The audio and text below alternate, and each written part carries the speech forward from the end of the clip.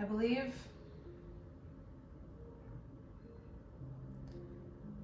in the apocalypse in a way that is a lot less dramatic than it sounds. Apocalypse meaning the ending of a time. I believe it's so dramatic because religion, which seems to be the concept that has presented the apocalypse to us, has made it so evil and dark and doomsday, because it is a shift. It is a changing time. It's choppy. It's going to be dramatic. There are shifts and turns and turmoil. The world is in a state of flux and chaos and flow. That's scary. 2020 was the shift. 2020 was eyes are opened, perfect vision. I see clearly. And the resistance to the change is causing a sadness of wanting to stay behind, pulling us back to the past, holding on to the world that we know, unable to see the future, unable to see the abilities that we have coming into us, towards us. There's a lot of hard work ahead because this previous world is no longer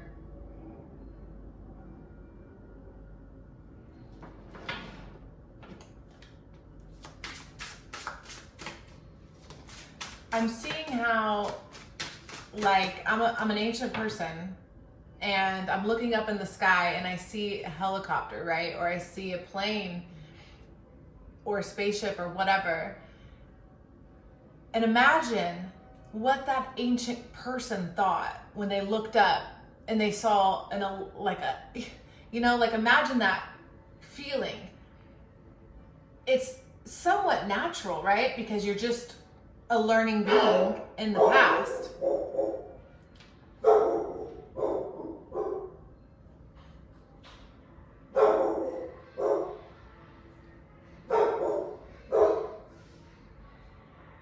Guard dog.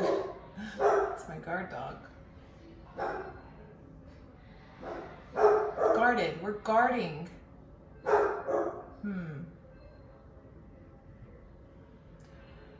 As this ancient person watches this magnificent event happen in the sky and it passes by, is it a drop of inspiration? Like, does it create a butterfly effect for that being to invent something, inspire it to do something more with itself? Or is it to scare it and to push it back into its cave? You know? Is it a false alarm for it to... No, it's not. Because the dimensional barrier is what's happening. We're seeing a split, a divide between two worlds. And that the reason that it was able to coincide, to be able to shift together like that, that parallel split, is to maneuver forward.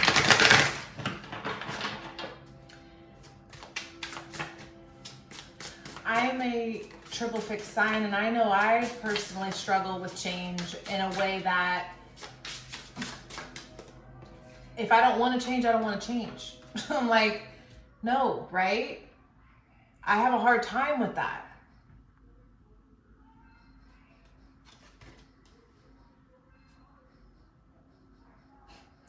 It's like literally just wanting to hold on so desperately to the world that we want to believe in. Hard work ahead.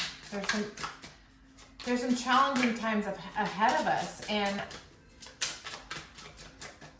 it's really powerful to not hold strong to anything that we have, you know, our creations, anything, our stuff especially. I should be comfortable with leaving behind all that I know. That should be a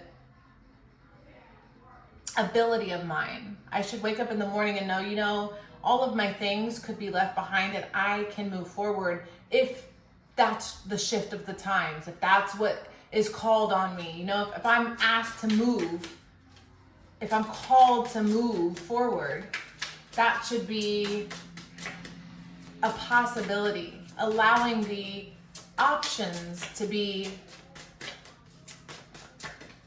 less controlled.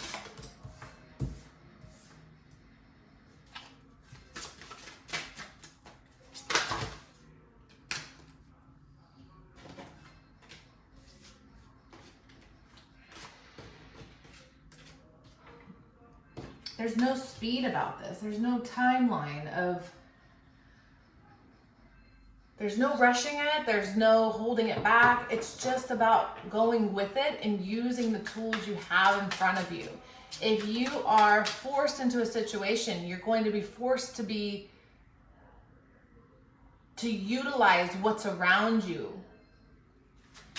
Whether that's income, shelter, safety, emotion, mental. We have all these different planes that we're working with.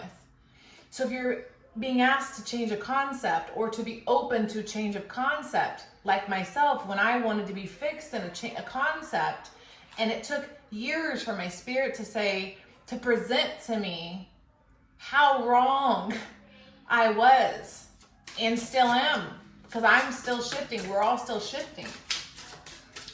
It's about being able to shift fluidly and go with the flow a lot. The less we have, the more rich we are. We fear so, like, look at this person. Oh my, holding so dearly onto their fortress.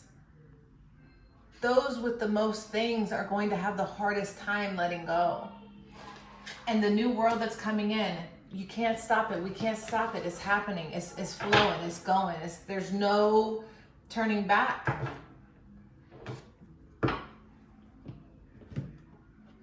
The knowledge, especially for me, the concepts, the big things, the belief system, the structures, education, religion, the economy, all of the big things that we accept as fixed, solid, those are what we're being asked of, to dream more, to be more open to dream, reach into the heavens and the stars and accept that we have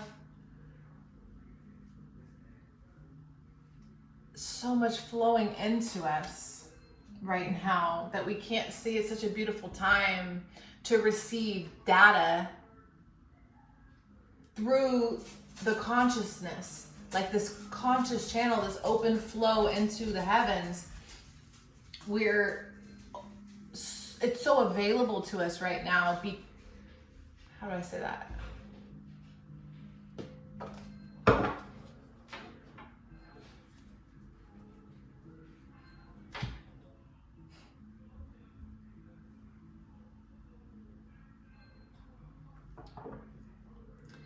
It's really important to purify ourselves, detoxify.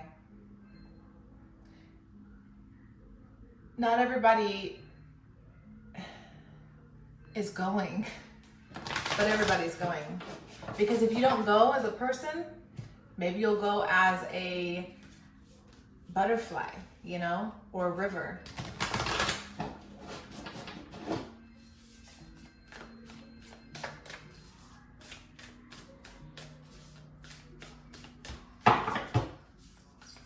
The structures are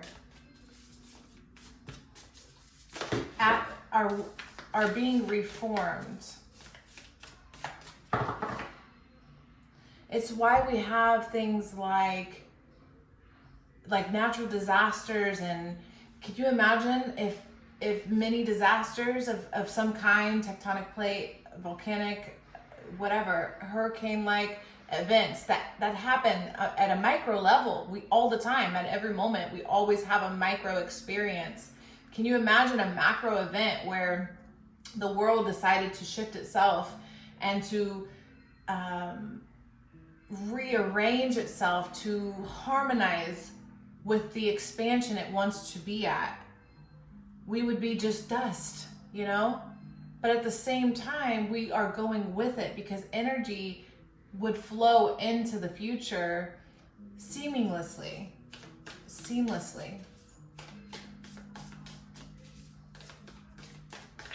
It's even letting go of the concept of what a human is. To me, that's a strong one, because are we even of this planet? Do we know? Do we know where we're from, what we are?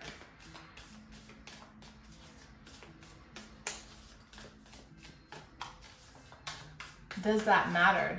Do our origins matter, or is it more?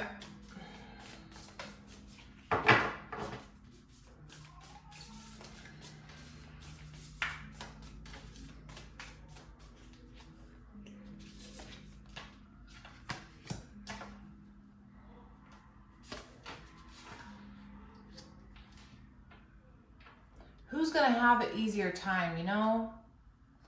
Those that, there it is. That swan was really calling to me. Let's, we're gonna read that one.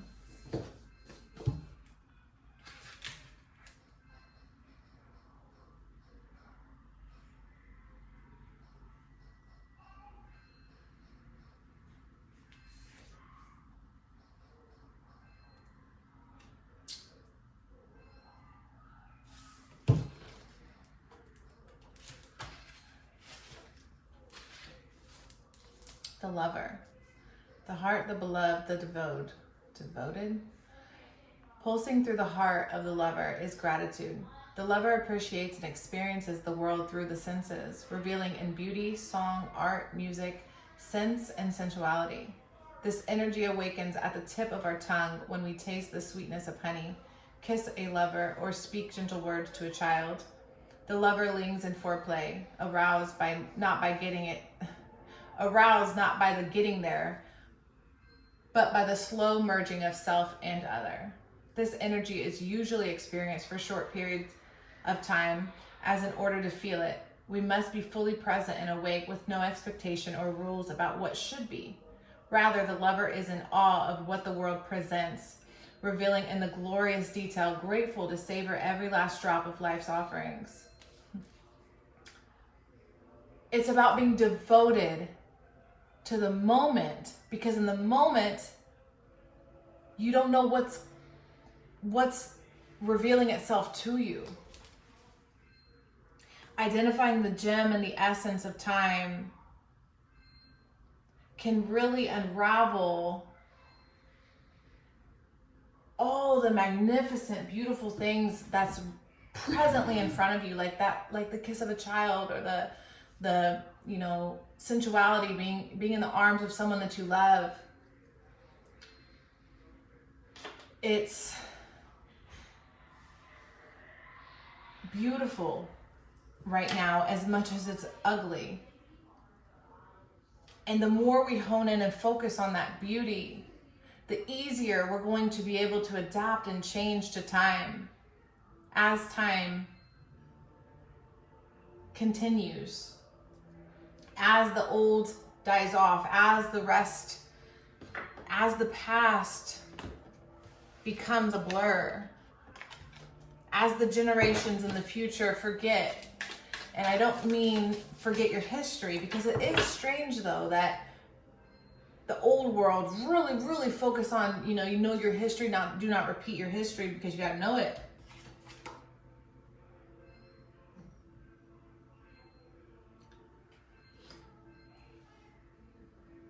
Which is important.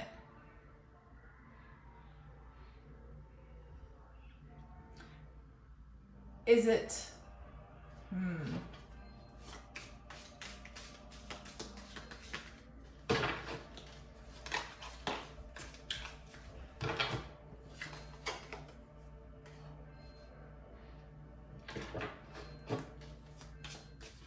Is it about preserving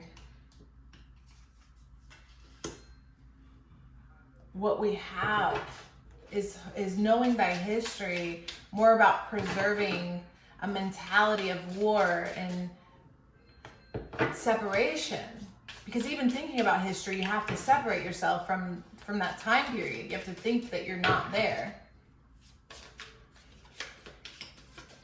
Which is like an immature way to not want to move forward because you're so focused on the past. Someone who has to create strategy about how not to repeat general is going to have to think a lot about what has happened and what they're going to do to prevent attack, you know? There's a real lesson to be learned in that. Because is that a good life to live where you have to constantly be in fear that there's going to be an attack?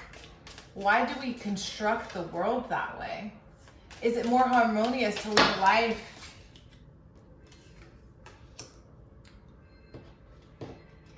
in love and what you enjoy about this planet and this earth and this experience, this human existence?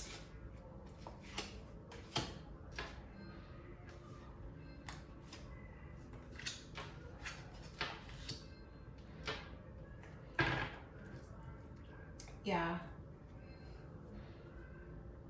What really seems to matter at the end of the day is what you love. If we had one more day on earth and we could only choose to experience what it is we would do in the last day of our life or the last week of our life, is that how we are living? Or are we living in a way that's constantly chasing that?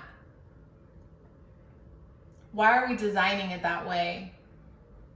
How can we change that? How can we put what we love at the core of what we do every single day? More and more so.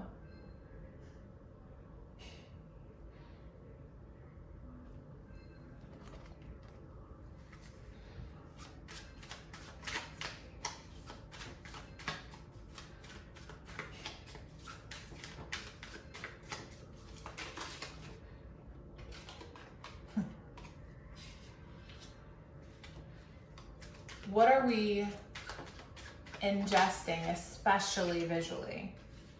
What are we seeing? Do we have a clear vision of what we identify as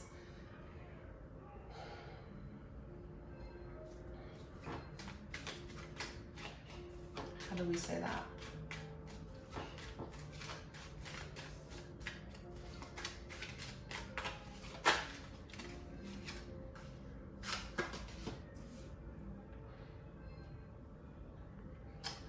Can we look at what we have and are we happy? How many of us are happy with what we have versus wanting what they have? That's where that historical mindset of the enemy, the attack, always being aware of the history and on guard of the future, that's driven by envy. Which is why we're in a time where it's like exceptionally challenging to be very content and still in what we have, being obsessed with the next best thing.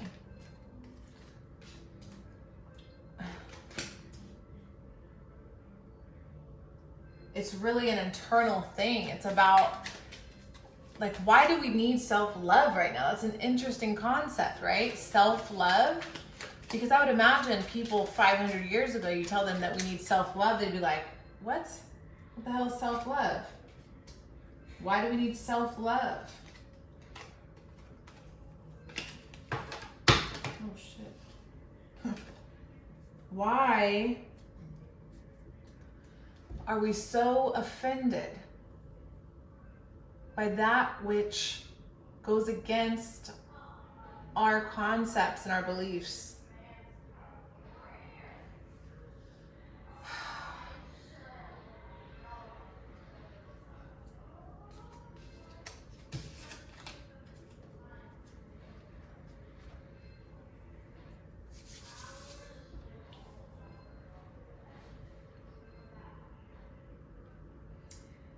I think we're being asked to really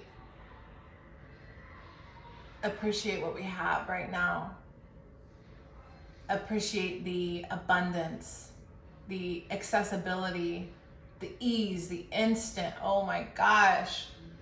Imagine a day where we have to hunt for our food again, guys. Imagine a day where we wake up in survival every day. In a way that also we want to live, you know, we want to be in that community, that tribal mentality. Imagine a time where we have to revert back to the basics, back to the original human-like experience before all of this stuff that we guard, before all of these things that we covet.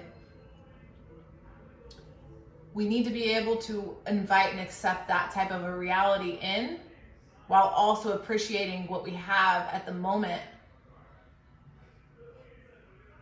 It's beautiful. All right, that's what I have. Thank you.